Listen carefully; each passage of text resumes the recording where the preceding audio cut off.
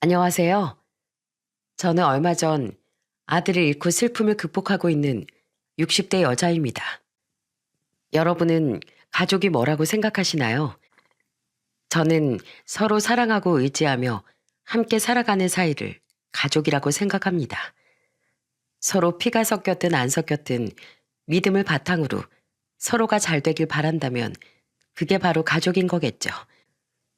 그런데 저는 얼마 전 말만 가족이지 남보다도 못한 인간을 겪게 되었답니다. 그건 바로 제 아들을 속이고 뒤에서 파렴치한 짓을 했던 며느리인데요. 그 며느리가 무슨 짓을 했는지 낱낱이 밝히고 싶어서 사연을 신청하게 되었답니다. 차근차근 이야기를 해볼 테니 잘 들어주셨으면 좋겠습니다. 저는 20대 때 지인의 소개로 남편을 만나게 되었어요. 남편은 공장에 다니고 있었는데 성실하고 착해 보이는 모습에 결혼을 하게 되었습니다. 그리고 저는 결혼 안 한 시누이까지 있는 시댁에 들어가 신혼생활을 시작하게 되었죠. 하지만 행복한 미래만을 꿈꾸던 제 앞엔 끔찍한 시집살이만이 기다리고 있었어요. 저는 아들을 임신한 상태에서도 온갖 집안일을 혼자 다 해야 했고 시부모님의 구박도 참 많이 받았답니다. 시댁 식구들은 퇴근하고 집에 오는 시간이 각각 달랐는데 그 시간에 맞춰서 하루에도 몇 번씩 밥상을 차리느라 허리가 휘어지는 줄 알았어요. 그런데 정말 서러웠던 건 그렇게 밥상을 많이 차리면서도 제 밥을 먹을 시간은 없었다는 겁니다. 시모가 절 가족들과 겸상도 못하게 했거든요. 시모가 밥 가지고 절 서럽게 했던 걸 얘기하면 며칠 밤을 새워도 모자랄 지경입니다. 저는 하루 종일 집안일을 하느라 잠깐 틈이 날 때 부엌에 쪼그려 앉아 김치에 밥 한 수를 겨우 뜨곤 했어요. 그런데 시모는 그조차도 꼴보기 싫었는지 한시도 저를 가만두지 않더군요. 예, 네 시아버지가 미지근한 물만 드시는 거 모르니? 물이 식어서 차가워졌잖아. 얼른 가서 다시 데워오지 못해? 그 말에 허겁지겁 물을 다시 데워서 가져가면 또 저에게 다른 심부름을 시켰습니다. 너 그렇게 앉아있지 말고 여기 TV장 위 좀 닦아라. 먼지가 허옇게 앉았는데 청소도 안 하고 뭐 하는 게야? 어머님, 저 밥만 빨리 먹고 하면 안 될까요? 오늘 하루 종일 한 끼도 못 먹어서요. 지금 집안을 이꼴로 만들어 놓고 밥이 들어가는 게야? 얼른 걸레 갖고 와서 닦지 못해? 시모의 불호령에 저는 밥을 억지로 입에 우겨 넣은 뒤 걸레를 빨았습니다. 일부러 그러는 게 분명했는데 시댁 식구들 중 아무도 제 편을 들어주지 않더군요. 하루는 제가 저녁을 준비하고 있었는데 시모가 부엌에 와서 저한테 이러더라고요. 으이구, 국이 왜 이렇게 맹탕이야? 넌 시집 오면서 요리도 하나 안 배워가지고 왔니? 간 맞추는 건 기본으로 할 줄 알아야 될 거 아니야. 어머님, 제 입맛엔 간이 딱 맞아서요. 이번에만 어머님이 간 좀 봐주시면 안 될까요? 그럼 제가 다음부터 그거에 맞춰서 할게요.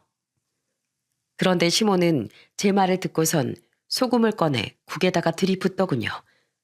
저는 그걸 보고 너무 놀라 시모에게 너무 짠 거 아니냐고 물었지만 이 정도는 돼야 한다고 말하더군요. 하지만 그걸 시부의 밥상에 내가자 한 입 맛본 시부는 인상을 쓰며 도로 뱉어버리더군요. 국에 도대체 무슨 짓을 한 거야? 애미 너, 나 골탕 먹이고 싶어서 일부러 이러는 게냐? 내 그럴 줄 알았다. 넌 우리 집에 시집 온 지가 언젠데 아직도 네 시아버지 입맛을 모르니? 하여간 멍청해가지고 할 줄 아는 게 아무것도 없어. 네? 어머님이 소금을 직접 들이부으신 거잖아요. 제가 짜다고 분명 말씀드렸는데 그 정도 넣어야 된다면서요. 하지만 시모는 계속해서 나몰라라 하며 제 탓만 하더군요. 아마 저를 괴롭히라고 일부러 그런 것 같았어요. 저는 너무 억울한 마음에 퇴근하고 집에 온 남편에게 오늘 있었던 일을 얘기해 줬습니다. 그런데 남편은 제 편을 들어주긴커녕 이렇게 말하더군요. 그게 무슨 소리야? 우리 엄마가 당신을 왜 괴롭혀? 말도 안 되는 소리 좀 하지 마. 그리고 설사 우리 엄마가 실수로 소금을 많이 넣었다고 쳐. 어른이 그랬으면 모르는 척 그냥 넘어갈 수도 있는 거 아니야? 우리 엄마가 있어도 당신이 했다고 말할 수 있는 거 아니냐고. 결혼 전 자상하고 착했던 남편은 더 이상 없었습니다. 어느새 가부장적이고 이기적인 인간으로 변해 있었거든요. 저는 그런 시집살이 속에서도 아들을 낳아 키우며 최대한 적응을 해보려고 노력했습니다. 하지만 그게 쉽지 않더군요. 시모는 저에게 시누이 속옷 빨래까지 시키고 밤마다 멀쩡한 그릇을 다 꺼내 다시 닦으라며 잠도 못 자게 절 괴롭혔어요. 시모의 명령에 어쩔 수 없이 불 꺼진 부엌에서 그릇을 닦고 있으면 발그락 소리에 잠을 깼다며 나와서 욕을 하기도 했죠.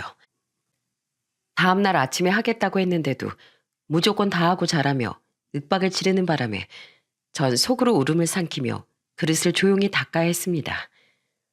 아무리 시집살이가 힘들어도 제 편이 되어줄 수 있는 사람이 한 명이라도 있었으면 버틸 수 있었을 텐데 남편마저 저에게 등을 돌리니 정말 힘들더라고요.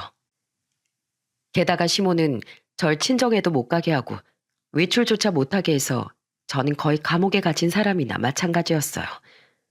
너무 답답하고 서러워 밤마다 몰래 숨죽여 울기만 했습니다.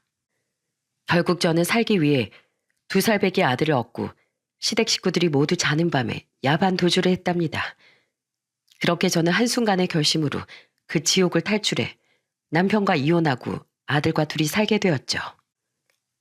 저는 아들을 혼자 키우기 위해 밤낮으로 정말 고생했어요. 아들을 얻고 식당 설거지 일을 다니며 몸이 부서져라 일을 했죠. 식당에서도 눈칫밥을 많이 먹었지만 그래도 여태까지 겪었던 시집살이에 비하면 별거 아니었어요. 그래도 역시나 여자 혼자서 애를 키우긴 만만치 않더군요. 몸도 힘들고 경제적으로도 어려웠지만 가장 힘들었던 건 의지할 사람이 아무도 없다는 거였어요. 그래도 전 제 아들만 바라보며 꿋꿋이 이겨냈답니다. 그런데 아들은 커갈수록 왜 자기한테 아빠가 없는지에 대해 의문을 가지더군요. 하루는 유치원을 갔다 온 아들이 저한테 이렇게 물었어요. 엄마, 오늘 유치원에서 선생님이 가족을 그려보라고 했는데 나만 아빠를 안 그렸어요.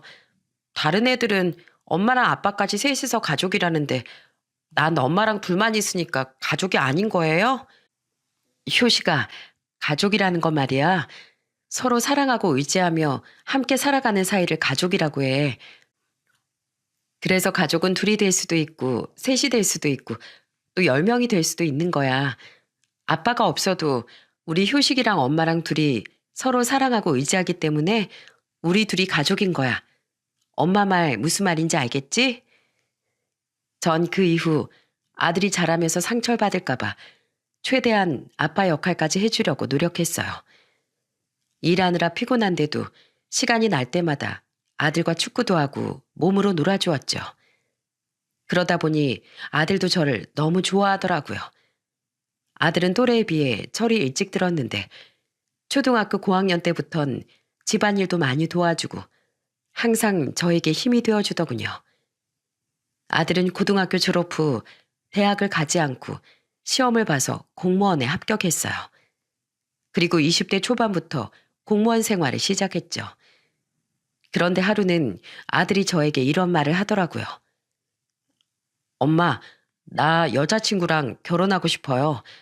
나도 이제 공무원이고 여자친구도 보건소에서 일을 하고 있으니까 하루빨리 가정을 꾸리고 싶어서요. 아들의 나이가 결혼하기엔 너무 이르긴 했지만 둘 다 안정적인 직업을 가지고 있으니 괜찮겠다는 생각이 들었습니다. 그래서 일단 예비 며느리를 집으로 데려와 보라고 했죠. 예비 며느리인 아들보다 3살 많았는데 성격이 아주 똑 부러지더라고요. 어머님, 저랑 효식 씨가 아직 나이도 어리고 가진 것도 없지만 예쁘게 잘 살아볼게요. 그리고 저 때로는 친구 같고 때로는 엄마 같은 그런 아내가 될 거예요. 그러니까 저 믿고 이 결혼 허락해 주셨으면 좋겠어요. 그 말을 듣고 저는 고민을 하다가 결국 둘의 결혼을 허락해 주게 되었습니다. 둘 다 공무원이라 직장도 안정적이고 며느리가 연상이니 현명하게 결혼 생활을 잘 할 수 있을 거라고 생각했거든요. 결국 제 아들은 20대 초반에 며느리와 결혼하게 되었답니다. 아들 부부는 결혼하자마자 아기를 가지게 되어 이듬해 예쁜 손녀딸을 저에게 안겨주었어요. 그 어렸던 아들이 언제 커서 이렇게 손녀딸까지 낳았는지 너무 기특하더라고요. 혼자서 힘들게 아들을 키웠던 지난날에 대한 보상을 전부 받는 느낌이었어요. 그런데 며느리가 육아휴직이 끝나자 애를 봐줄 사람이 없다고 하더군요. 사돈 내외는 멀리 사시고 두 분 다 직장을 다니셨거든요. 그래서 결국 저는 아들 집에 들어가 함께 살며 손녀딸을 봐주게 되었습니다. 저는 손녀딸을 키우면서 너무 행복했어요. 아들이 어렸을 땐 혼자 벌어 애를 키우느라 좋은 것도 많이 못 사주고 항상 미안했는데 지금은 그렇게 생활에 쪼들리지 않았으니까요. 그래도 항상 더 좋은 걸 해주고 싶은 마음에 이유식도 직접 갈아서 만들고 정말 정성을 다해 손녀딸을 키웠습니다. 며느린 그런 저에게 항상 고마워하더라고요. 그런데 손녀딸이 커갈수록 며느리와 점점 마찰이 생기더군요. 결혼 초기에 똑 부러지던 며느리의 성격은 시간이 갈수록 깐깐해지기 시작했어요. 그리고 그건 손녀딸에 대한 억압으로 이어졌죠. 며느린 학교 끝나고 집에 온 손녀딸에게 잔소리를 하기 일쑤였어요. 아연이 너 학교 끝나고 왔으면 얼른 씻고 공부해야지. 왜 이 시간까지 그러고 앉아있어? 넌 왜 또 그러냐? 아직 초등학생밖에 안 된 애가 좀 놀고 싶을 수도 있지. 원래 이맘때 놀이터에서 놀기도 하고 늘어지게 낮잠도 자면서 크는 거야. 어머님, 모르시면 가만히 좀 계세요. 원래 초등학교 때부터 공부 습관을 잡아놔야 되는 거라고요. 그래야 중학교 들어가서도 성적이 잘 나오고 그 성적이 고등학교까지 가는 거예요. 지금이 우리 아연이한테 가장 중요한 시기라고요. 공부를 억지로 시킨다고 되겠니? 진짜 잘하는 애들은 부모가 강요하지 않아도 알아서 하는 거야. 아연이 네가 그렇게 들들볶지 않아도 알아서 숙제도 잘하고 시험도 잘 보는 앤데 왜 그렇게 유난이야? 반면 저희 아들은 며느리와는 달리 손녀딸의 의견을 더 존중해주는 성격이었어요. 엄마한테 잔소리를 듣고 시무룩해하는 손녀딸에게 다가가 이렇게 말하더군요. 아연아, 공부하기 싫으면 안 해도 돼. 세상엔 공부가 다가 아니란다. 아빤 네가 하고 싶은 걸 했으면 좋겠어. 사람은 좋아하는 일을 해야 행복한 거거든. 그런데 며느린 손녀딸의 공부뿐만 아니라 모든 것을 다 간섭하더군요. 손녀딸이 친구라도 만나러 간다고 하면 눈을 부라리며 이렇게 말했습니다. 친구 누구? 걔 이름이랑 전화번호 불러봐. 그리고 몇 시에 만나서 어디서 뭐하고 놀 건지도 다 얘기해. 너 엄마한테 거짓말하면 아주 혼날 줄 알아? 그리고 너 옷차림이 이게 뭐야? 누가 이렇게 짧은 옷을 입고 다니래? 그 옷 찢어버리기 전에 얼른 갈아입어. 얼른. 게다가 며느린 손녀딸이 미리 얘기했던 시간보다 1분이라도 늦게 들어오면 전화를 해서 소리를 고래고래 지르더군요. 야, 김아연. 너 지금 약속한 시간에서 1분 지난 거 알아? 몰라? 너 엄마가 절대 시간 어기지 말라고 했지? 엄마 말이 말 같지도 않아? 너 들어오면 아주 몽둥이가 부러지도록 맞을 줄 알아? 알겠어? 저는 그 모습을 보고 너무 극성맞다는 생각에 며느리에게 한마디 했습니다. 예, 너네를 왜 그렇게 잡니? 한창 친구들이랑 놀기 좋아할 나이에 왜 그렇게 숨막히게 구는 거야? 내가 내 아들 키울 때도 그렇게는 안 했다. 넌 어쩜 하는 짓을 보면 마인드가 한 40년은 뒤떨어진 것 같아. 너 그런 식으로 하다가 아연이가 갑갑해서 더 엇나가는 수가 있어. 그러니까 좀 적당히 하거라. 옆에서 보는 내가 더 숨막혀서 질식할 것 같으니까. 그런데 손녀딸을 옥죄기만 하는 며느리와는 달리 아들은 손녀딸에게 항상 친근하고 자상했어요. 그러다 보니 손녀딸도 엄마보단 아빠를 더 좋아하는 것 같더군요. 아빠, 오늘 나 친구들이랑 네컷 사진 찍었다? 이것 봐, 예쁘지? 내가 동물 머리띠 찍자고 해서 하나씩 쓰고 찍었어. 난 토끼, 얜 고양이, 그리고 얜 사슴. 우와, 완전 동물농장이네. 다들 각자 닮은 거 쓰고 찍었구만. 그런데 이거 아빠 학창 시절에 유행하던 스티커 사진이랑 되게 비슷하네. 유행은 돌고 돈다더니 요즘 애들도 이런 걸 하고 노나 봐. 다음엔 아빠도 우리 아연이랑 같이 가서 한번 찍어볼까? 좋아. 그러면 아빠랑 나랑 웃긴 가발 쓰고 찍자. 거기 가면 별 모양 선글라스도 있고 폭탄머리 가발도 있거든. 아빠 건 내가 골라줄 테니까 무조건 써야 돼. 알았지? 아들이 간섭이 아니라 관심으로 대하니 부녀 관계가 좋을 수밖에 없더군요. 저는 그런 아들과 손녀딸의 모습을 보면서 참 행복하다는 생각을 했습니다. 그런데 손녀딸이 고등학교 다닐 때쯤 아들이 점점 이상해지기 시작했어요. 항상 웃음을 잃지 않던 아들이었는데 어느 날부터 한숨을 푹푹 쉬고 표정이 점점 안 좋아지더라고요. 무슨 일이 있냐고 몇 번이나 물어보자 아들은 한참을 망설이더니 결국 입을 열더군요. 그게 사실 요즘에 일도 너무 바쁘고 민원도 너무 많아서요. 아들은 군청에서 교통사고나 화재, 방역안전 같은 업무를 맡았는데 최근 들어 가축 전염병 때문에 비상근무까지 하면서 업무가 엄청 바빴거든요. 그런데 바쁜 것 말고도 문제가 많은 것 같더군요. 아들은 한숨을 크게 내쉬며 이렇게 말했습니다. 엄마도 뉴스 보셔서 아시죠? 아휴, 요즘에 가축 전염병 때문에 저희 부서가 엄청 골치 아프거든요. 전염병 확산을 막으려면 농가에서 협조를 해줘야 하는데 그게 말처럼 쉽지가 않네요. 법에 정해진 절차가 있다 보니 가축 소유주한테 살처분 명령을 내릴 수밖에 없는데 아무래도 그 사람들 입장에선 생계가 달린 일이니까 반발이 심할 수밖에 없잖아요. 얼굴에 계란을 던지는 사람도 있고 오늘은 또 다른 민원인이 낫을 들고 찾아와서 너 죽고 나 죽자며 소리를 지르더라고요. 아이고, 그게 정말이야? 사람들이 그렇게까지 한다고? 저는 너무 힘들어하는 아들이 너무 안쓰럽더군요. 그런데 얘기를 가만히 듣고 있던 며느리는 위로를 해주지는 못할 망정 오히려 빈정대더군요. 참나, 뭘 그런 걸 가지고 그래. 여태까지 철밥통 메고 편하게 일했으면 그 정도는 감당해야지. 나야말로 보건소에서 얼마나 힘든 줄 알아? 사람들은 병원 놔두고 왜 보건소에 오는지 몰라. 그깟 돈 몇 푼 아껴보려고 꾸역꾸역 오는데 진짜 구질구질해 죽겠어. 당신 그렇게 징징거릴 거면 차라리 나랑 근무질 바꾸는 게 어때? 내가 보기엔 별것도 아닌 걸로 불평하는 걸로밖에 안 보이는데? 별거 아니라니. 네 일 아니라고 너무 함부로 말하는 거 아니니? 물론 너도 힘들겠지만 남편이 이렇게까지 힘들어하면 위로해 줄 줄도 알아야지. 위로는 무슨 위로예요. 남자가 고작 이 정도도 못 버텨서 어떡해요? 겨우 이런 거 가지고 엄살 부릴 줄 알았으면 이 결혼 아예 안 하는 건데.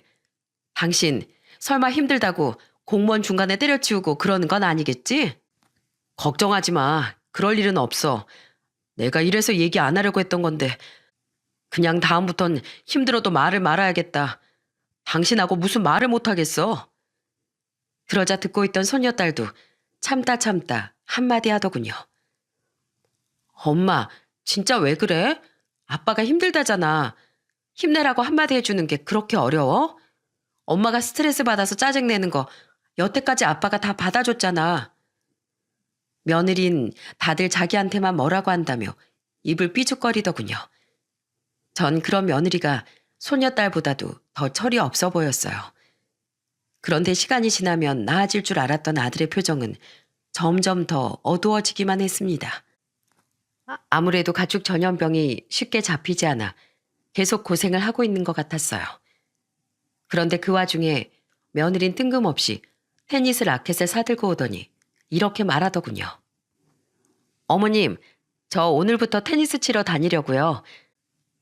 저랑 친한 친구가 테니스 동호회를 하는데 그게 그렇게 살도 잘 빠지고 재밌다네요. 나이 먹으니까 뱃살만 자꾸 처지고 아무래도 운동을 좀 해야겠어요. 제 친구 남편이 그 동호회에서 취미로 코치 역할을 하는데 공짜로 배우고 완전 좋을 것 같더라고요. 이후 며느린 퇴근 후에 동호회 사람들과 테니스를 치기 시작했어요. 그러다 보니 살도 빠지고 기분도 좋아 보이더군요. 점점 산 송장이 되어가는 제 아들과는 완전히 반대의 상황이었죠. 며느린 테니스 친다고 집에도 맨날 늦게 들어오고 약속이 많아졌어요. 평소에 너무 늦게 들어와 전화를 해보면 테니스를 같이 배우는 친구랑 커피를 마시고 있다고 하고 주말에도 그 친구네 집에 놀러 간다며 외출을 자주 하더라고요. 아들은 쉬지도 못하고 일하는데 며느리만 살판 난 것 같아 제가 한마디 했습니다. 예, 너 운동도 좋지만 네 남편도 좀 신경 써야 하는 거 아니냐? 집안의 가장이 저렇게 시름시름 말라가고 있는데 너 혼자 건강해서 뭐 할 거야?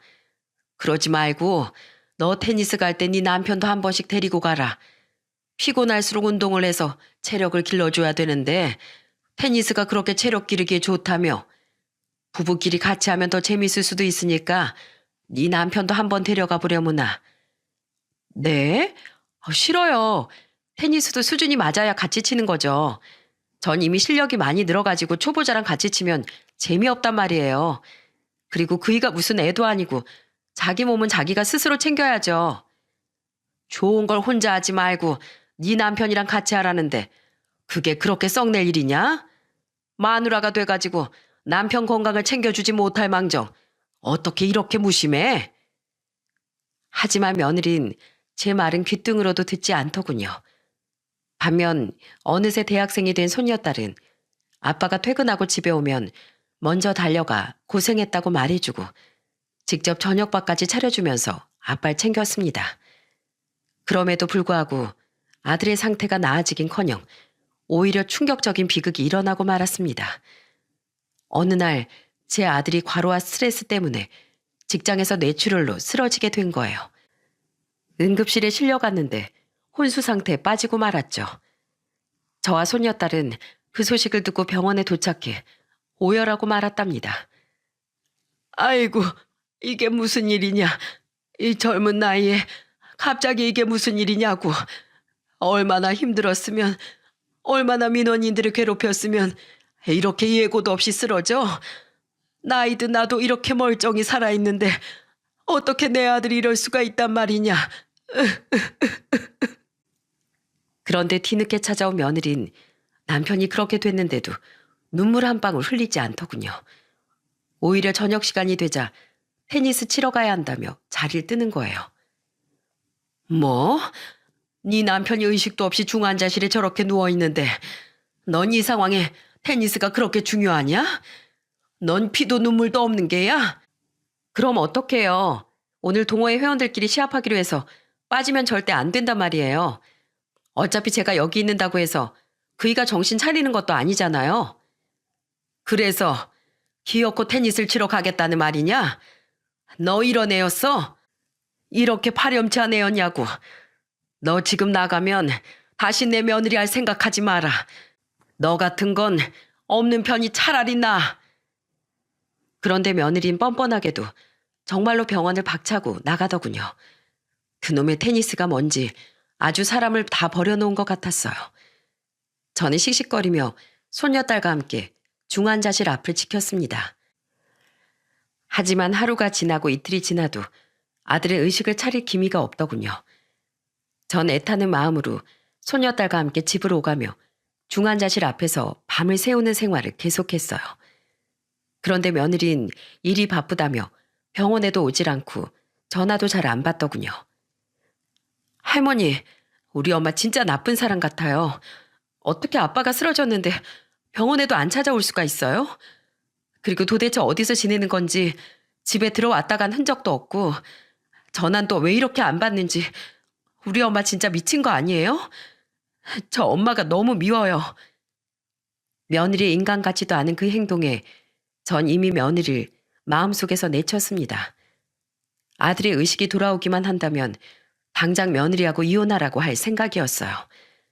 하지만 아들은 한 달이 지나도록 의식이 돌아오지 않더군요. 전 매일매일 피가 마르는 기분으로 아들이 제발 눈을 떠주길 기도하고 또 기도했답니다. 그런데 병원에서 밤을 새는 기간이 길어지자 손녀딸이 제가 걱정되는지 이렇게 말하더군요. 할머니, 이러다가 우리 아빠보다 할머니가 먼저 큰일 나겠어요. 그러지 말고 오늘은 저랑 같이 집에 가서 푹 자고 와요. 맨날 불편한 병원 대기실 의자에 앉아서 조시느라 힘드시잖아요. 아빠도 할머니가 잠깐 자리 비운다고 서운해하지 않으실 거예요. 손녀딸의 말도 일리는 있었습니다. 사실 중환자실에 들어갈 수가 없어서 바깥에 있는 대기실 의자에서 매일 진을 치고 있었는데 그게 많이 힘들었거든요. 그리고 아들이 의식을 차리기까지 얼마나 오래 걸릴지도 모르니 저도 체력 관리는 해야 될 필요가 있다고 생각했습니다. 그래서 그날은 손녀딸과 함께 집으로 돌아갔어요. 집에 가보니 퇴근할 시간이 한참 지났는데도 역시나 며느린 집에 없더군요. 전 그러거나 말거나 오랜만에 손녀딸과 껴안고 잠을 청했어요. 아들이 없는 쓸쓸한 집안에서 저와 손녀딸에게 의지할 수 있는 건 서로뿐이었거든요. 그런데 한참 잠이 빠져있던 그때 갑자기 현관문 열리는 소리와 함께 낯선 남자의 목소리가 들리더군요. 서영아, 나 진짜 여기 와도 되는 거야? 너희 시어머니랑 딸내미도 같이 살고 있다며? 그러다가 우리 들키면 어떡해? 걱정 마. 절대 안 들켜. 그 노인네 지 아들 죽을까봐 전전긍긍하면서 맨날 병원에서 밤새는 인간이야. 그 못된 딸 자식도 똑같고 가족들이 아주 그냥 아들한테 미쳐가지고 호들갑이라니까. 아휴, 죽으려면 일찍 좀 죽지. 왜 이렇게 수명이 질긴 건지 모르겠어. 며느리 그 말을 듣고 너무 화가 난 저는 뛰쳐나가려고 문 손잡이를 잡았습니다. 그런데 그때 손녀딸이 손가락을 입에 갖다 대며 저에게 조용히 하라고 하더군요. 그리고 휴대폰을 들어 녹음기를 켜더라고요. 그런데 며느린 집안에 사람이 있는 줄도 모르고 그 남자 더러운 얘기를 계속 주고받더라고요. 그래서 네 남편 언제 죽는 건데? 네 남편이 빨리 죽어야 나도 너랑 편하게 만나지. 조금만 기다려. 혼수 상태에 빠진 지 한 달이나 됐는데 못 일어나는 거면 아마 곧 죽는 거겠지. 그나저나 어떻게 트집을 잡아서 이혼을 해야 되나 고민했는데 완전 잘 됐지 뭐야. 그리고 그 인간이 공무원이라 죽고 나면 공상처리 신청해서 나라에서 돈도 나오거든. 나야 꽁돈도 생기고 사랑도 찾고 완전 일석이조지 뭐. 아참, 아까 가져온 맥주나 좀 마시자. 이렇게 기쁜 날에 우리끼리 축배 좀 들어야지. 잠시 후 서로 맥주잔을 부딪히는 소리가 나고 둘은 악취나는 말들을 서로 주고받더군요. 둘의 대화 내용을 듣다 보니 아주 가관도 아니었습니다. 알고 보니 그 남자는 며느리랑 같이 테니스를 다닌다던 30년 지기 친구의 남편이더라고요. 현수 씨, 은지랑은 언제 이혼할 거야? 우리 벌써 만난 지 1년이나 됐는데 이렇게 몰래 만나는 것도 너무 힘들어. 그래도 은근히 이게 더 스릴 있지 않아? 우리 저번에 뒤풀이 때 은지한테 일부러 술 잔뜩 먹이고 집에 눕혀놓은 다음 우리끼리 오붓한 시간 보냈잖아. 그때 나 심장이 너무 쿵쾅거려서 아주 심장마비라도 걸리는 줄 알았어. 왜? 마누라가 버젓이 있는 집안에서 나랑 꽁냥대니까 그렇게 설렜어? 그럼 오늘은 어때? 술도 들어갔겠다. 몸도 달아올랐는데 지난번에 현수 씨 집이었으니까 이번엔 우리 집에서 뜨겁게 불타보는 거야. 그럼 그럴까? 그런데 여기엔 네 남편이 없잖아. 대놓고 그 짓거리를 해야 더 스릴 있는데. 잠시 후 거실에선 옷을 벗는 소리까지 들리더군요. 저는 두 남녀의 더러운 짓거리를 도저히 듣고 있기가 힘들었습니다. 그런데 그때 소녀딸이 방문을 벌컥 열고 거실로 뛰쳐나가더군요. 저도 같이 거실로 나가보니 반쯤 벗고 있던 두 남녀가 깜짝 놀라 저와 소녀딸을 쳐다봤어요. 저는 더 이상 참을 수 없어 며느리에게 있는 힘껏 소리를 질렀습니다. 이야, 이 더러운 것들아. 지금 내 아들 집에서 무엇들 하는 짓이야? 뭐야, 어머님이 왜 여기 있어요? 아연이는 또 왜? 왜긴 왜야? 내가 내 집에 있겠다는데 이유가 있어야 되니? 그런데 너 지금 이게 도대체 무슨 짓이냐? 내 아들은 혼수 상태에 빠져서 사경을 헤매고 있는데 감히 외간 남자랑 내 아들 집에서 벗고 뒹굴어? 에이씨, 어쩌라고요? 어차피 죽을 사람이잖아요. 어머님도 어차피 저 마음에 안 드시는 거 아니었어요? 이참에 아들 죽고 나면 며느리도 없는 셈 치고 사시면 되잖아요. 저도 이제 새 인생 시작할 거라고요. 뭐야? 너 지금 말 다 했니? 새 인생을 시작해? 그럼 내 아들은 죽어가고 있는데 넌 뻔뻔하게 뒤통수나 치면서 새 인생을 시작하겠다고? 넌 정말 인간 말종이로구나. 그런데 그때 옆에서 씩씩거리고 있던 손녀딸이 나섰습니다. 엄마, 아빠한테 미안하지도 않아? 아빠 매일 힘들어서 괴로워하다가 저렇게 됐는데 엄마는 어떻게 그런 더러운 짓거리를 하고 다닐 수가 있어? 나 이거 절대 가만 못 있어. 엄마 미친 거야. 육정에 눈이 멀어서 완전히 미쳐버린 거라고. 소녀딸은 그대로 달려나가 며느리가 입고 있던 얇은 슬립을 있는 힘껏 잡아당기더군요.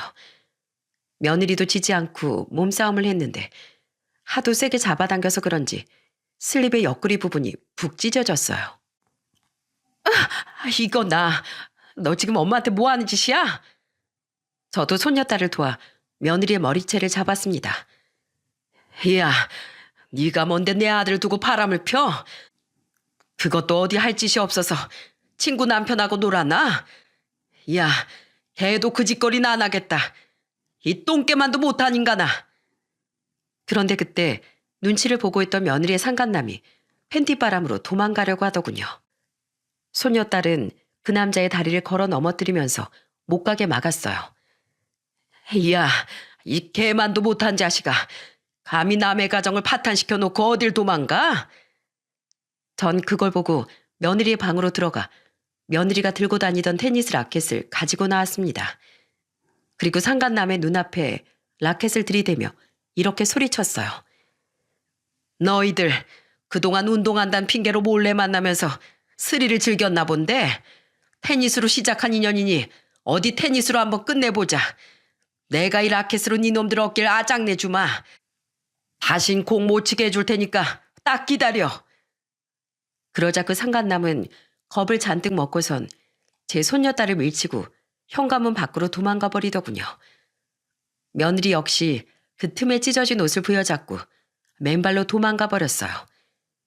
현관문 밖까지 쫓아갔는데 털 뽑은 생닭처럼 홀딱 벗은 두 남녀가 헐레벌떡 뛰어가는 걸 보니 정말 헛웃음밖에 안 나오더군요.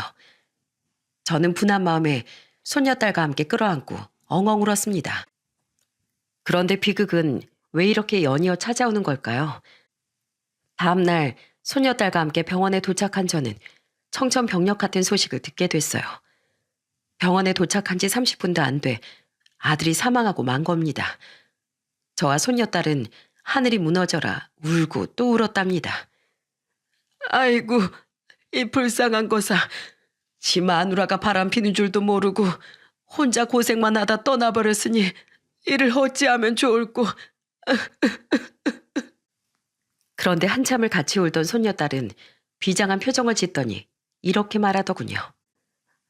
할머니, 아무래도 아빠가 우리한테 진실을 알아챌 기회를 주려고 일부러 늦게 돌아가셨나 봐요.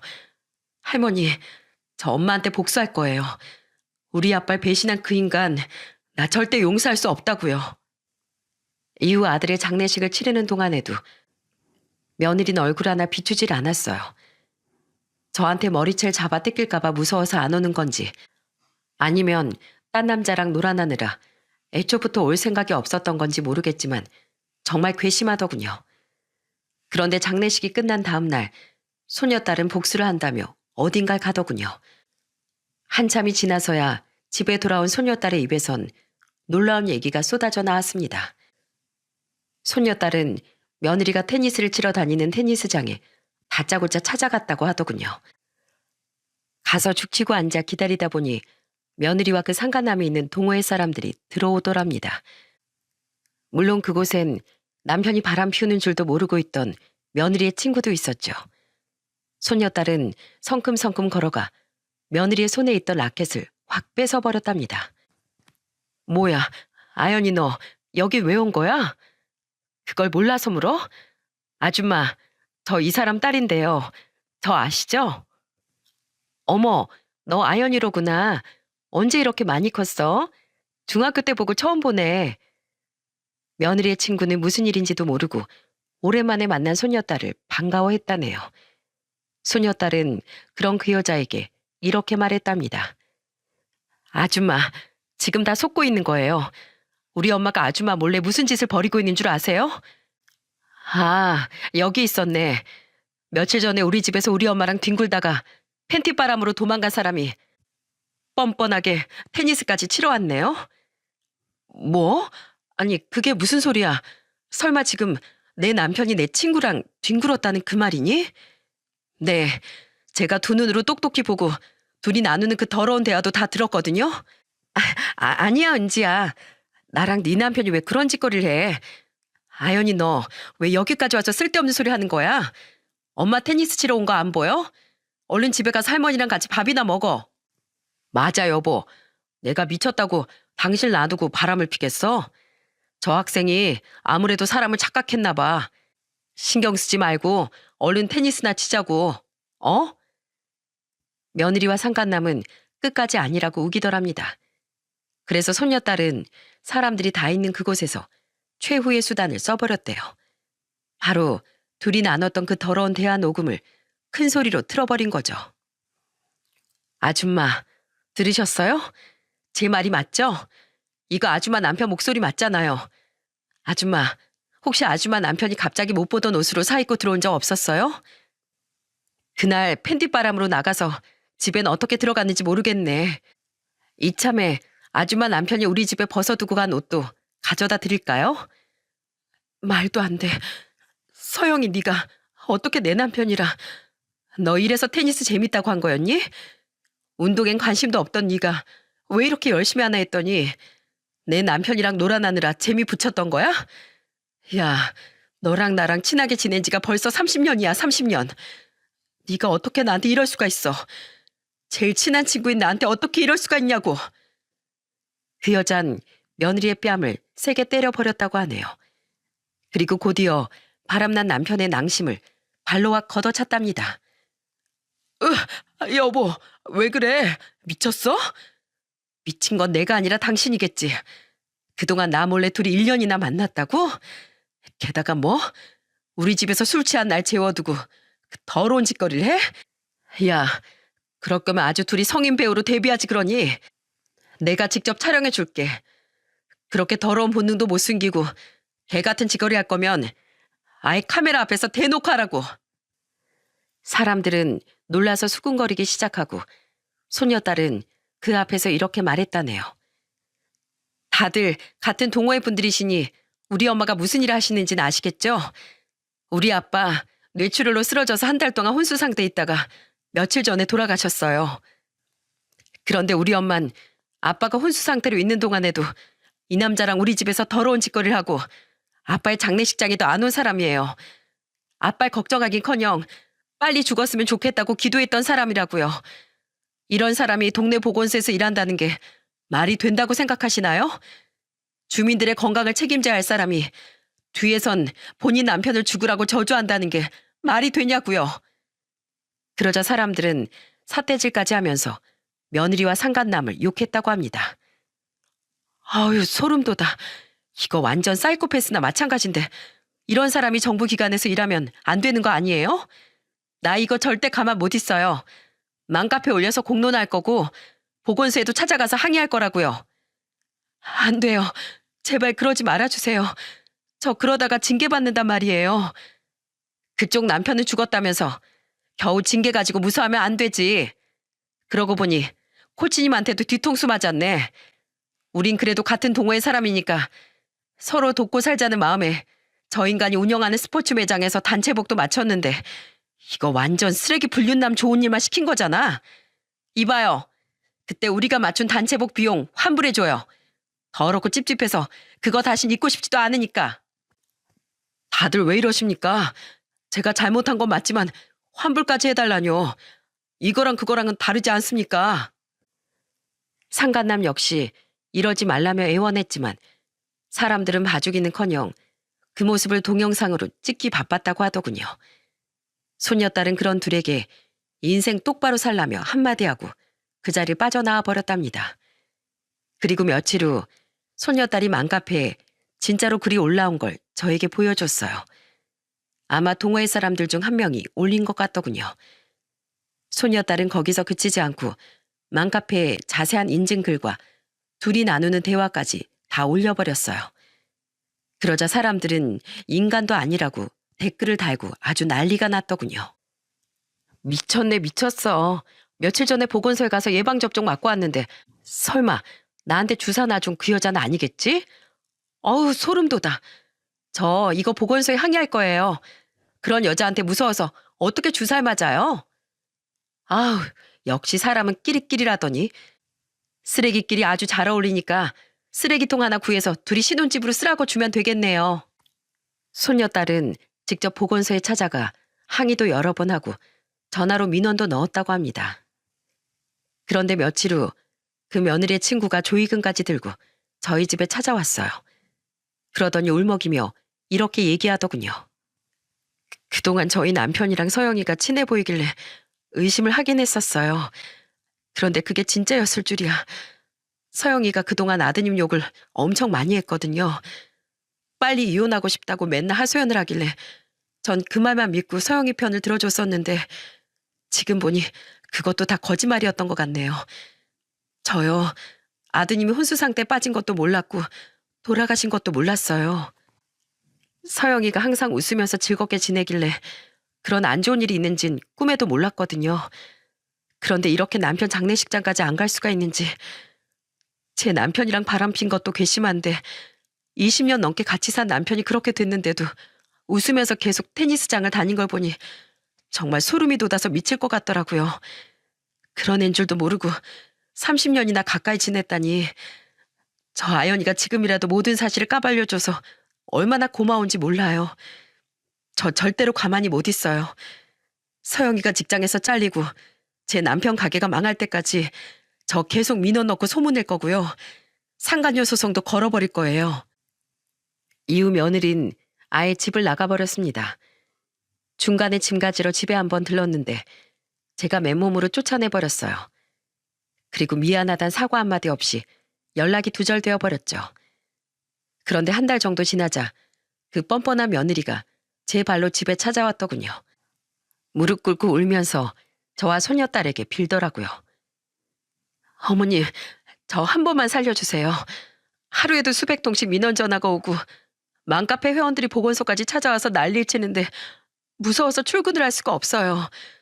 저 이러다가 제 발로 그만둬야 할 판이라고요. 저 이제 그 남자 안 만날게요. 그러니까 제발 어떻게 수습 좀 해주시면 안 될까요?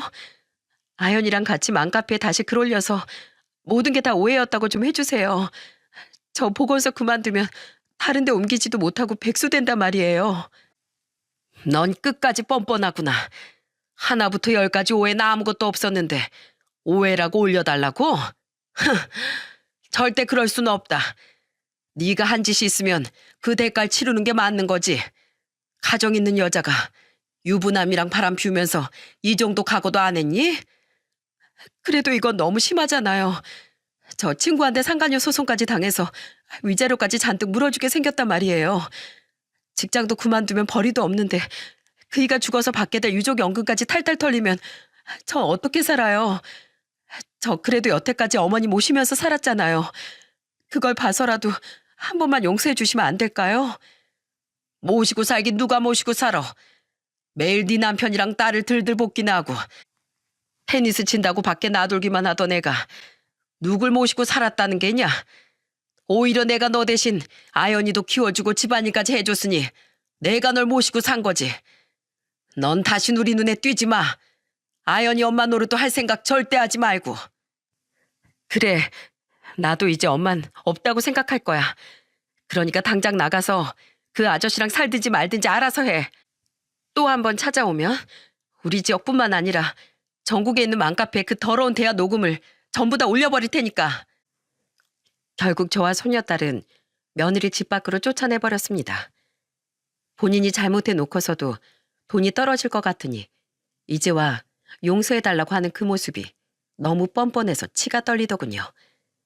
전 손녀딸과 부둥켜 안고 앞으로 둘이서만 잘 살자며 다짐했답니다. 그리고 아들이 죽은 지도 7개월이 흘렀네요. 그런데 그 지긋지긋한 며느리가 또 한 번 저희 앞에 모습을 드러내더군요. 결국 쪽팔려서 보건소도 스스로 그만두고 그 상간남도 운영하던 매장이 망해버렸다면서 저에게 울면서 애원하더라고요. 제가 쓸데없는 소리 하지 말고 그 상간남이랑 둘이 오순도순 잘 살라고 하자. 이렇게 말하더군요. 어머니, 저 이제 그 남자랑 안 만나요. 그 남자가 제 친구한테 이혼당하고 운영하던 매장까지 망해버리니까 그게 다 제 탓이라잖아요. 이혼하면서 제 친구한테 준 위자료랑 본인이 손해본 것까지 저보고 다 물어내래요. 그런데 제가 그 돈이 어디 있어요. 저도 친구한테 위자료도 다 털리고 이젠 직장까지 그만두고 완전히 백수됐는데 그 돈을 제가 어떻게 물어주냐고요. 저희 친정에서도 창피하다고 제 연락을 안 받아주신단 말이에요. 어머님, 제발 저 좀 받아주시면 안 될까요? 제가 딸처럼 잘할게요. 그리고 아연아, 엄마가 정말 미안해. 그래도 내가 네 엄마잖니. 내가 널 10달 동안 배 아파서 낳았는데 날 이렇게 외면할 거야? 누가 엄마야? 나한텐 엄마 같은 건 없다고 저번에 말했을 텐데. 잘 살고 있는 우리한테 와서 똥물 튀기지 말고 당장 나가버려. 더러운 몸뚱이 우리 집에 들이지도 말라고. 아연아, 제발 한 번만 엄마를 봐줘. 어? 너 아연이 말 못 들었니? 지금 당장 꺼지라잖아. 애초에 네가 자초한 일인데 왜 우리 보고 받아달라고 난리야. 그러게 처음부터 그런 못된 짓거리는 하지 말았어야지. 네가 거지처럼 살든 말든 우리랑은 아무 상관없으니까 당장 이 집에서 꺼져. 지금 당장 안 나가면 그때 아연이가 녹음한 그 대화 내용 방송국에 제보하든지 할 테니까 당장 나가라고. 결국 며느린 다시 한번 집에서 쫓겨났습니다. 그리고 그 후로는 더 이상 집에 찾아오지 않더군요. 며느리와 상간남 둘 다 직장을 잃고 빈털터리가 되었으니 불륜 남녀에 걸맞은 최후인 것 같아 그나마 속이 시원했습니다. 그리고 몇 달이 지나 아들이 세상을 떠난 지 1년이 지났어요. 저는 아들의 기일에 손녀딸과 함께 납골당을 찾아갔습니다. 그곳에서 손녀딸을 책임지고 잘 키우겠다며 마음속으로 아들에게 약속하고 왔답니다. 여러분, 불륜은 도둑질과 마찬가지라는 말이 있더라고요. 남의 것을 탐하고 훔치는 것이니 도둑과 다를 바 없다는 거죠. 자고로 도둑질을 한 사람은 벌을 받는 게 마땅하다는 생각이 듭니다. 간통죄가 폐지되지만 않았어도 그 둘을 감방에 쳐넣는 건데 그렇게 할 수 없어서 아쉬운 마음이 드네요. 그래도 주변 사람들이 둘의 더러운 짓거리를 전부 다 알게 되었으니 사람도 잃고 쓸쓸하게 비참한 생활을 이어나갈 거라 믿어 의심치 않습니다. 그 정도는 돼야 이른 나이에 세상을 떠난 제 아들의 한을 조금이라도 풀 수 있을 테니까요. 여러분, 힘들게 키운 아들을 먼저 떠나보내 아직도 마음 한켠이 아리고 아프지만 그래도 손녀딸을 위해 힘내보려고요. 이제 제게 남은 가족은 손녀딸 뿐이니까요. 여러분들도 가족들과 행복한 시간 보내면서 많이 웃으셨으면 좋겠습니다.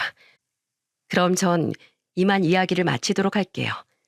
들어주셔서 감사합니다.